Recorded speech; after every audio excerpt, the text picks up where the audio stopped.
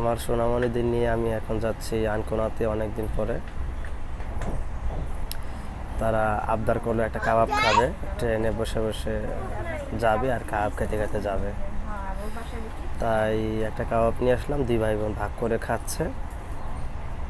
তারা পুরো একটা কাবাবের পুরো 4 ভাগের 3 ভাগও খেতে পারবে না, আমি শিওর। লাস্টে শেষ মনে হয় আমাদেরই করতে হবে। এই যে আমার পাখিমা, এর যে আমার হিরো বাবা, আমার হিরো বাবা। এই যে হিরোকে, হিরোকে, হিরো হিরোকে, হিরো হিরো হিরোকে, ওলা। আর পরীকে, পরী